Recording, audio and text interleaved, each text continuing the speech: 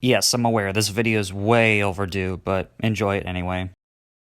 And sure enough, against her better judgment, She falls in love, yes. but she doesn't trust it. She's not even sure if she believes in love. Really? If she loves someone, it's doomed. Why is that? Good things never last, Mr. Denham.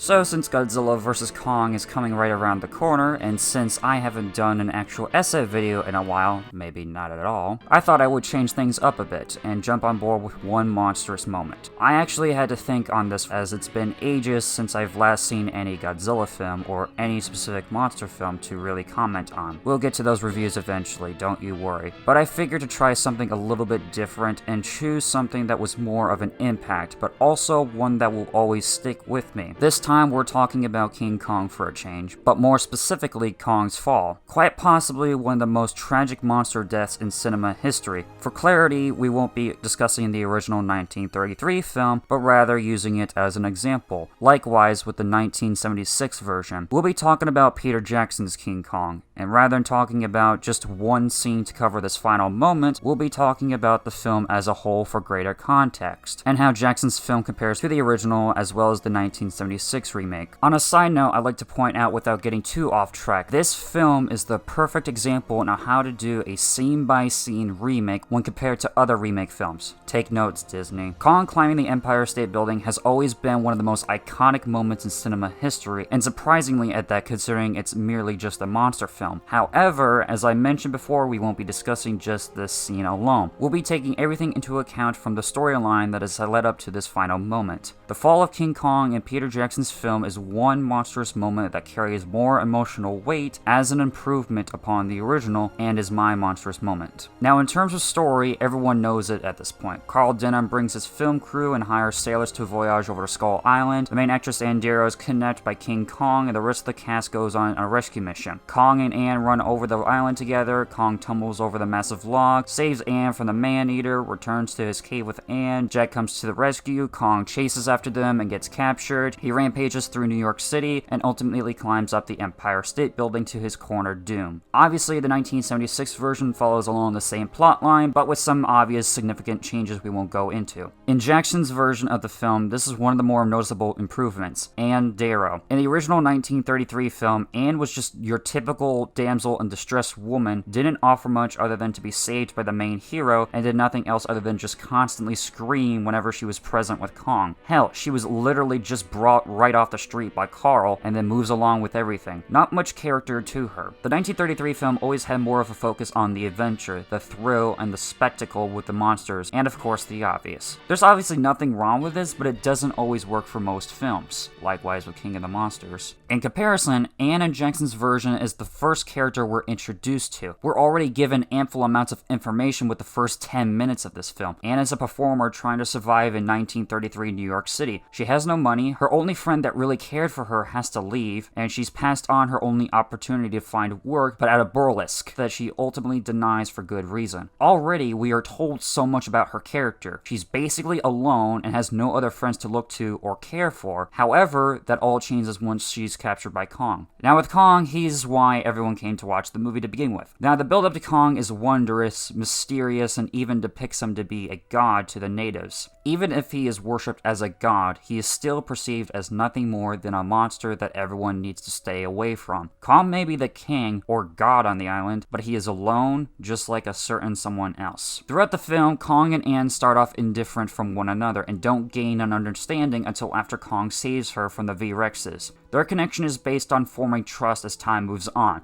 and enjoying each other's company in the later half. Anne recognizes Kong's efforts to protect her and thus gains his trust. In comparison to the original, they never form any understanding for one another, or even bond. Nothing of value is developed between the two. However, once Kong and Anne return to his cave, we get a more detailed look indicating Kong is the last of his kind, adding more to that lonely characteristic. They both take a moment to admire the view and simply enjoy each other's company, and in that moment, Anne remarks the sight to be beautiful and a way for Kong to understand. He finds what she says rather interesting by the look, but simply continues to enjoy the view and offers his hand to her. Eventually, following the main events leading to New York City, we make it towards Anne and Kong reuniting for a brief moment before suddenly having to climb the Empire State Building. With everything talked about, everything both Kong and Anne have gone through together, experiencing each other's own world, what do we see as Kong sits at the top of the Empire State Building? Kong remarking the view as beautiful. For a brief moment, Kong truly has an understanding and a full connection with Anne. This not only connects more to Anne and Kong's valued friendship, it ultimately signifies why Kong climbed the Empire State Building in the first place. Mostly obviously to avoid danger, but it's the highest peak in all of New York City, just like Kong's lair. Compared to other films like the 1976 remake, they blatantly give an obvious flashback to Kong's peak with the Twin Towers to say the obvious. However, here, we have that connection from before to signify that, rather than blatantly telling the audience why he climbed it to begin with. Each time since Skull Island, Kong and Anne are constantly looking for each other when they're separated, and when they reunite each time, they take a moment to appreciate their company in an attempt to protect one another in their own way. The biggest part about Kong's last stand is that we've seen it before, and we know it's coming. So with these extra added details, it packs more of a punch when it does eventually happen. Anne is really involved throughout the scene, rather than just simply lying on the edge helpless. She does everything she possibly can to stop the airplanes, and even stay close to Kong no matter what. Their bond is still valued in this moment of danger when Kong has to save her again, and they both recognize their value. None of it matters in the end. Kong basically climbed to his doom, and there was very little the two of them could accomplish to stop it. Rather than making the moment an epic finale like the original,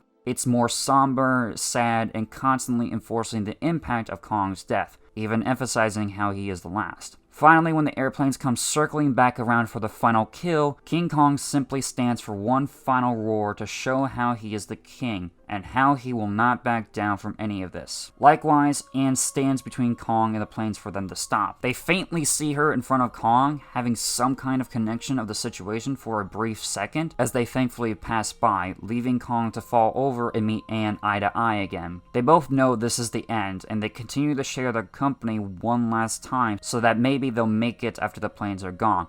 But no.